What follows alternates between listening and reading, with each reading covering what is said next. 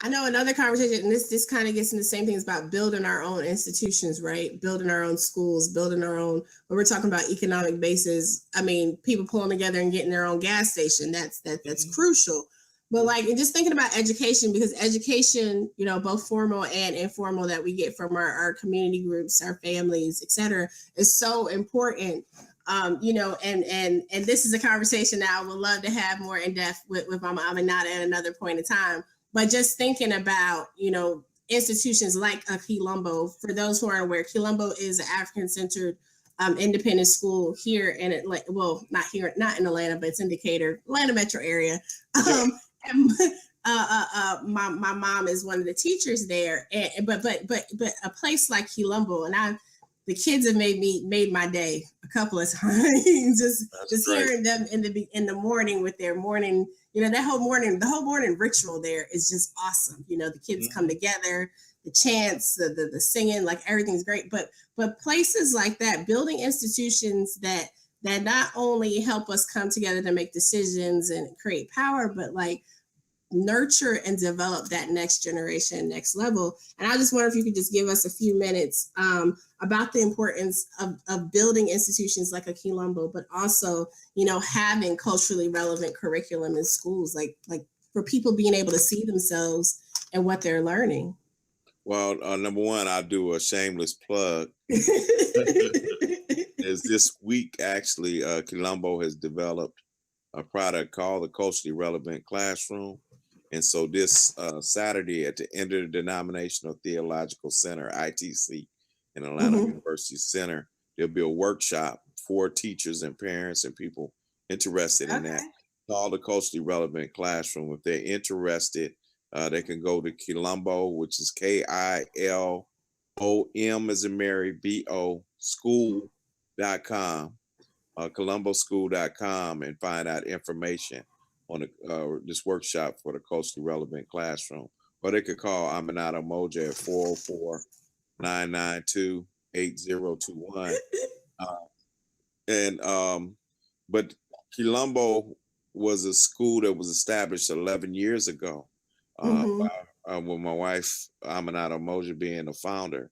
And it was the crowd. Quilombo, the term itself means like a warrior camp, a warrior society.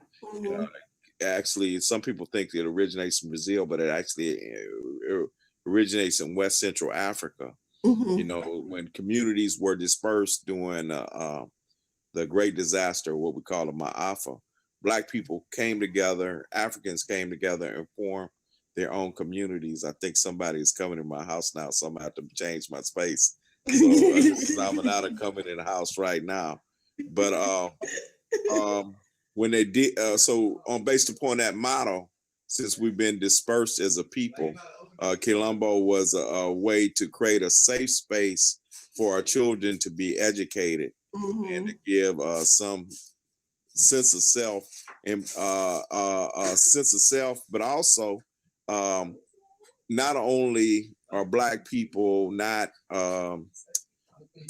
in terms of our culture and the history, but a lot of times is the quote my wife Aminata, a lot of times the schools are not safe environments for our children. Right.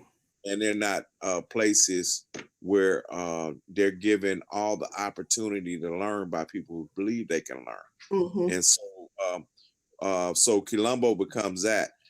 But I think to answer your question, we need to have the ability to envision institutions that are nurturing for our people, that are safe for our people. And we need to have people from all walks of life in our community support those institutions. Right. So we can have more possibility for our children. That's her coming in now. I didn't know he was Skyping. I'll have to get you on next. So she just asked me about Quilombo and really about the importance of building institutions. But we need all types of institutions. Like at one time, we had a Malcolm X Center for Self-Determination. I'm about to say self-defense here in Atlanta. And we need a center again, you know, so we have like right now, our New African Scout program meets at Colombo. Okay. But it can have like rites of passage programs. We had a Right. 12-step program recognizing that there are people in our community who are dealing with substance abuse. Right. We had martial arts classes. We had like a bookstore.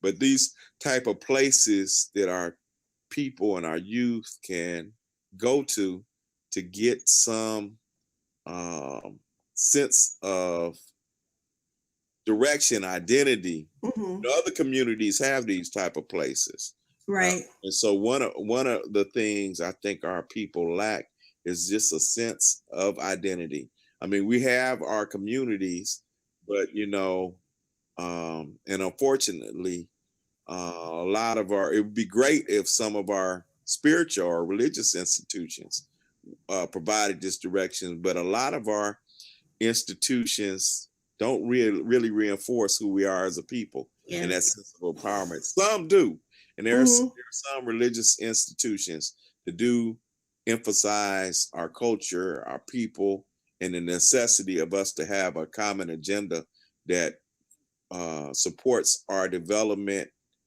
and defending our interests as a people. But unfortunately, there are too many institutions and too many people in our community who say that's something you need to stay away from. Yeah. Right? You don't need to talk that black stuff, right? Yeah. Where, and so what does that mean for our survival as a people? What does that mean for us to have somebody who forwards our agenda? And like you talked about this particular election, and we know that, there are some, when we think about somebody like Donald Trump, who actually have people who call themselves white nationalists who are associated with his campaign on one level. And then you got somebody else who might placate us, like a Hillary Clinton, and talk about trying to get our vote and our attention. But when it comes down to us, we'll have policies that don't really advance what we're talking about, right? Don't advance the things that's in the best interest of our people. And then we as a people, oftentimes there are things that could be in our interest that if we were part of other communities, we would have asked them, like reparations. There are other communities that have gotten reparations. Right. We just think it's an impossibility because we don't think from a sense of power, and we don't think in terms of what we're really owed. It's not a question of, we think it's begging, but I just talked to a sister yesterday who was the dean of education at Howard University. And she told me that during segregation, desegregation, when schools were desegregated, you had less qualified white people taking the positions of more qualified black people when they consolidated the school system. So we think about that from that vantage point. What loss of income came to black professionals? Yeah. And how did that impact our community? That trickles down to other dollars that could be spent, as not to mention the fact of what that does to what did that mean for the education of our children, right? To me, that's a reparations issue. It's not just about slavery. There were a lot of injustices that have happened to our people that, again, if we were another people, we were another issue, another community, we would think enough about our ancestors, we would think enough about our struggle, we would demand some compensation for the injustices that happened to our people. So if we have leadership who thinks we shouldn't talk that black stuff, then we're always going to be in a position where we're compromised, when we don't really get what we deserve, given what's happened to us as a people. I love it. I'm going to have to bug you another time so we can chop it up some more. And please tell my mom and Nada I'm going to have to hit her up too to talk more about education, culturally relevant classrooms, and specifically Colombo. I appreciate you so much for taking some time this evening to chat with me and to drop some knowledge, drop some science with us. Well, I enjoyed this conversation. This is great. Thank you so much.